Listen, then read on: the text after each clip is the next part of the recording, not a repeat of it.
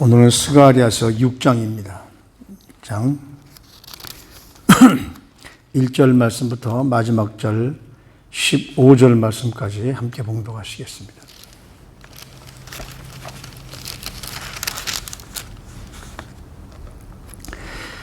내가 또 눈을 들어본 즉 네 병거가 두 산 사이에서 나오는데 그 산은 구리산이더라. 첫째 병거는 붉은 말들이, 둘째 병거는 검은 말들이, 셋째 병거는 흰 말들이, 넷째 병거는 어룽지고 건장한 말들이 메었는지라. 내가 내게 말하는 천사에게 물어 이르되 내 주여 이것들이 무엇이니까 하니 천사가 대답하여 이르되 이는 하늘의 네 바람인데 온 세상의 주 앞에 서 있다가 나가는 것이라 하더라.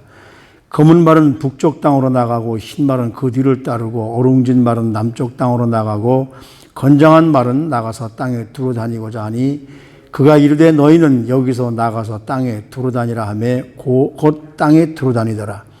그가 내게 와서 말하여 이르되 북쪽으로 나간 자들이 북쪽에서 내 영을 쉬게 하였느니라 하더라.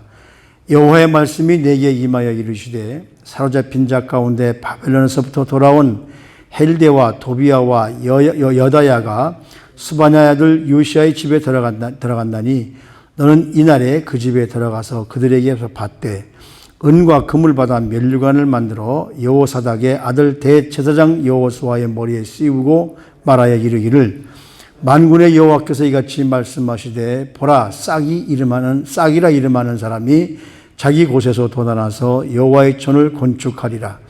그가 여호와의 전을 건축하고 영광도 얻고 그 자리에 앉아서 다스릴 것이요 또 제사장이 자기 자리에 앉으리니 이 둘 사이에 평화의 의논이 있으리라 하셨다 하고 그 면류관은 헬렘과 도비아와 여다야와 스바냐의 아들 헨을 기념하기 위하여 여호와의 전 안에 두라 하시니라.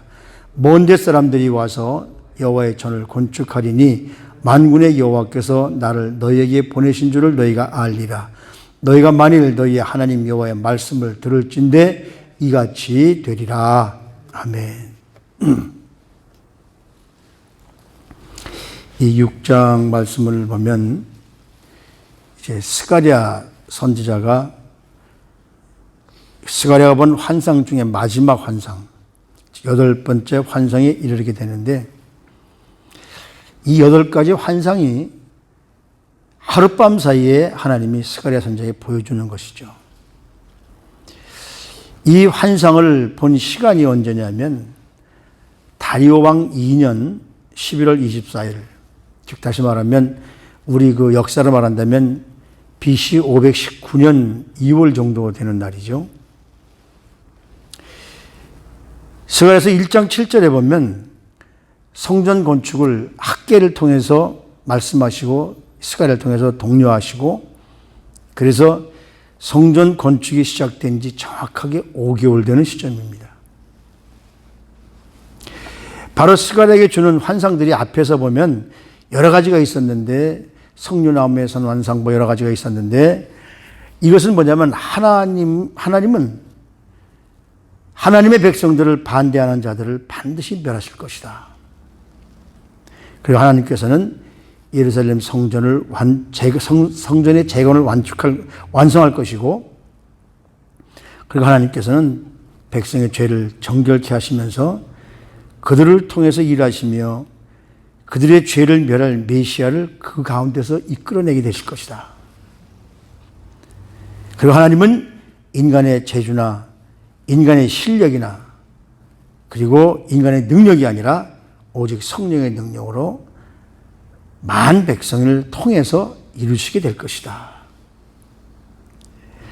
그러니까 이 마지막 환상은 첫 번째 환상과 좀 연결되는 부분이 있죠. 우리가 1장에서 보면 첫 번째 환상을 볼 때 화석나무의 사이에 서 있는 말 탄 사람들을 봅니다. 근데 오늘 이 마지막 환상은 병거를 이끄는 말들. 그러니까 적어도 저기 전쟁에 쓰는 전차니까 한 전차에 4마리의 마리가 이상이 있었던 것이죠. 거기서 붉은 말, 검은 말, 흰 말, 어룽지고 건장한 말. 처음 본 환상하고 좀 다르게 색깔이 조금 다르지만 처음 본 환상이 온 세상에 대하여 다 두루두루 다니면서 하나님께 보고하는 기수들의 초점이 맞춰 있습니다. 왜 하나님의 백성들은 그렇게 어지러운데 세상은 하나님의 백성들을 어지럽게 한 사람들은 왜 이렇게 편하냐? 뭐 그런 식의 그 기수들의 초점을 맞추었죠. 근데 이 스가랴 선지자가 보는 이 마지막 환상은 하나님이 하시려는 일에 초점을 맞추십니다. 요한계시록 6장에 보면 4명의 말탄자들이 나오죠. 4명의 말탄자들이 나오는 것과 이 스가랴가 이미 본 환상이 좀 비슷한 것은 보지만 붉은색은 바로 살육과 그리고 전쟁과 대량 학살을 의미합니다. 검은색 말은 슬픔, 사망 이런 걸 의미하죠. 흰색 말은 승리를 말하고 얼룩무늬의 말은 마지막 때에 있을 각종 전염병과 같은 것을 의미합니다. 다시 말하면 이 모든 것들이 바로 이미 하나님의 심판이 시작됐다는 것이죠. 아마도 8번째 환상을 보는 것이기 때문에 밤새도록 선지자는 그 환상을 보면서 8번째이기 때문에 거의 아마 새벽녘이 되어서야 마지막 이 환상을 보기 시작했을 겁니다.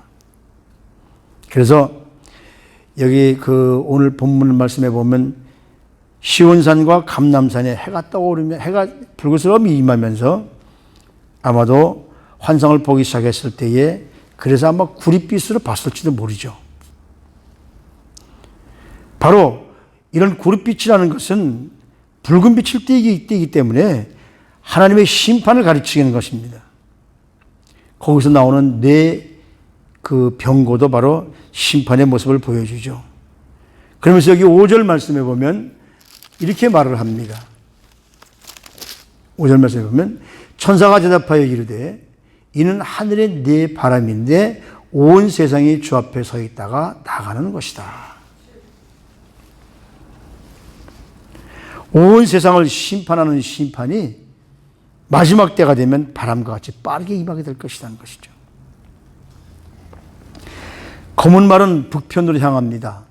이스라엘의 북편이면 이스라엘을 괴롭혔던 마지막으로 괴롭혔던 바벨론을 의미하죠. 바벨론은 모든 죄의 원상입니다. 바벨론에 대한 하나님의 심판이 죽음을 가져오고 그 뒤에 흰말이 따라가는 걸 보면 죽음 이후에 흰말이 따라가는 걸 보면 승리를 하나님께서 마지막엔 이룰 것이라는 말씀이죠. 그리고 어렁진 말은 어디를 향하냐면 남쪽으로 향합니다. 남편은 애굽을 향합니다. 애굽 쪽에도 하나님의 심판이 있을 것이라는 것이죠. 이 건장한 말들이 온 세상을 돌아다니면서 하나님의 심판을 행하고 그 심판은 마지막으로 심판하면서 여기 7절, 8절 말씀에 보면 그가 내게 외쳐 말하여 이르되 북쪽으로 나간 자들이 북쪽에서 내 영을 쉬게 하리라. 이거보다 원래 있던 개정 말고 그냥 우리 먼저 보던 성경 개혁에는 내 마음을 시원케 하리라 이렇게 말씀을 합니다. 다시 말하면 바벨론에 대한 심판이 완전히 이루어져서 하나님의 계획하셨던 것이 성취된다는 말씀이죠. 마지막 심판은 바벨론으로 일컬어지는 죄악을 의미합니다. 하나님을 대항한 죄들. 그래서 하나님이 마지막 심판을 다 끝내시고 죄에 대한 진노가 만국에 임하게 되시고 하나님이 그때 가서 쉬시게 된다는 것이죠. 죄를 지은 사람들은 끝까지 하나님이 마지막까지 그 심판자리에 이르게 하시고 하나님의 심판이 마지막 때는 유보되는 법이 없다는 것이죠. 왜? 회개하지 않으니까. 그러니까 하나님의 사람들에 대한 뭐라고 그럴까요? 거스름이 얼마나 마지막 때 철저하게 이루어지는 것을 보게 되는데 분명한 것은 마지막 때는 사람이 하는 것이 아니라 하나님의 교회는 사람이 하는 것이 아니라 주님이 교회를 세우시고 주님이 주인 되시고 주님이 완성하신다는 말씀이죠. 모든 6가지, 8가지 환상이 마치고 이제 하나님의 말씀이 구체적으로 스가랴에게 임합니다. 9절 말씀부터. 여호와의 말씀이 내게 임하여 이르시되. 환상으로 다 보여주고 나서 마지막으로 하나님이 이 스가랴에게 임하셔서 바로 8개의 환상의 의미를 종합하고 계십니다. 뭐라고 그러냐면 예루살렘에 있는 스바냐 애들 요시아의 집에 가서 거기 가면 누가 있냐면 헬데와 도비아와 여다야가 그 사람들과 함께 가라. 바로 포로에서 돌아온 사람들이죠. 여기 도비아는 느헤미야에 나온 도비아는 다른 사람입니다. 같은 생각을 하시면 안 되고요. 근데 그 사람들이 그 요시아의 집에 가서 은과 금을 받아서 면류관을 만들어 여호사닥의 아들 대제사장 여호수아의 머리에 씌우고, 면류관은 누구에게 씌우냐면 바로 제사장에게 씌우는 것이죠. 제사장에게 면류관을 씌운다는 것은 모든 권력을 여호수아에게 준다는 말씀입니다. 그리고 11절 말씀에 보면 은과 금을 받아 면류관을 만들어 여호수아의 머리에 씌우고, 12절에 보면 이르기를 만군의 여호와께서 이같이 말씀하시되 보라 싹이라 이름하는, 먼저 개역성경에는 순이라고 말씀하죠. 순 싹은 그 브랜치를 의미하는데 이 브랜치는, 이 싹은 뭘 의미하냐면 메시아를 의미합니다. 싹이라 이름하는 사람이 자기 곳에서 돋아나서 여호와의 전을 건축하리라. 이 여호와의 전은 솔로몬 성전, 스룹바벨 성전, 그리고 그 이후에 이제 예수님 시대에 그 헤롯 성전이 세워지는데, 그런 눈에 보이는 그런 성전을 의미하는 것이 아니라 눈에 보이지 않는 마지막 때에 하나님께 모여 예배하는 자들을 말씀하는 거죠. 그러니까 이 성전은 결과적으로 뭐냐면 사람이 지은 것이 아니라, 사람이 주인이 아니라 거기에 주인은 우리 주님이시라는 말씀이죠. 싹이라 이름하는 바로 예수 그리스도를 통해서 마지막 때 신약 때에 성전이 이루어질 것이라는 겁니다. 우리가 스가랴서 3장 8절 말씀에도 예수 그리스도를 가리키는 싹이 작게 돋아나지만 이 싹은 그냥 나는 걸 끝나는 것이 아니라 브랜치 가지를 뻗어서 온 세상에 이르게 된다는 것이죠. 그것이 2번 반복됩니다. 이 13절 말씀에도 보면 그가 여호와의 전을 건축하사 영광도 얻고 그 자리에 앉아서 다스릴 거죠.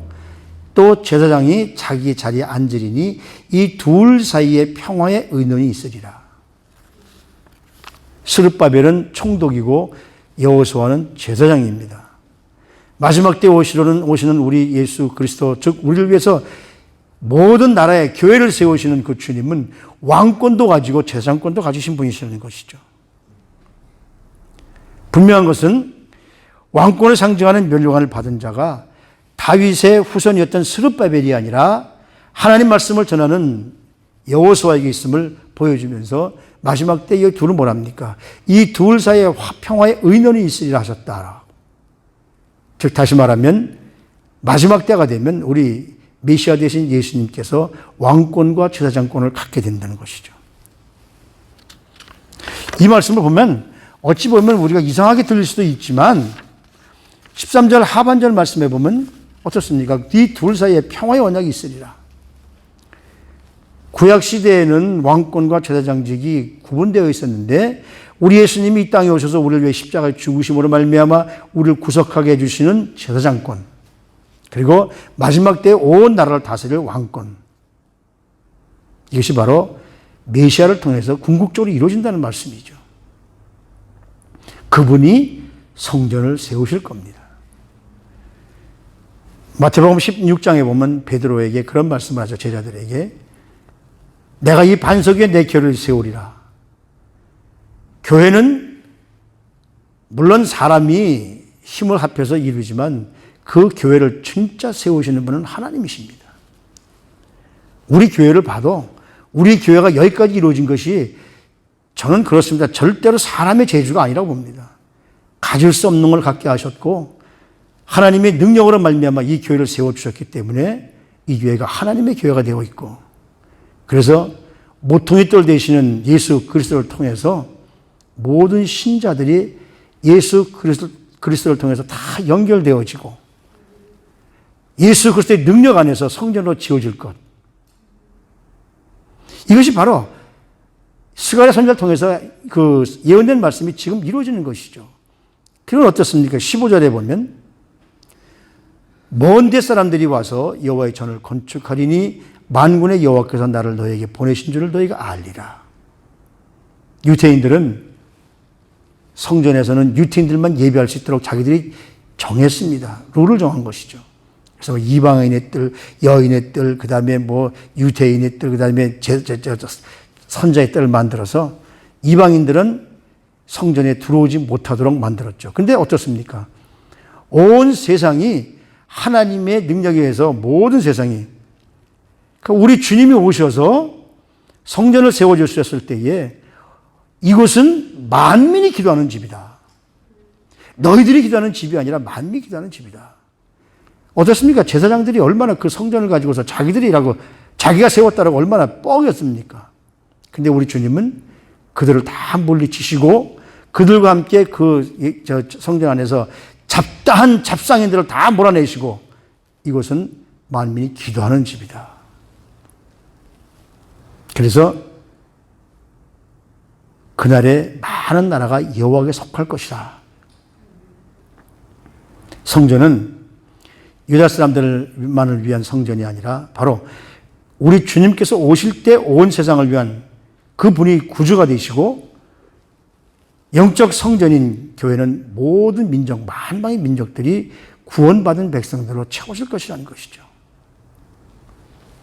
바로 성전이 마지막에 세워진다는 것은 이스라엘 백성들의 제사의 회복을 의미합니다.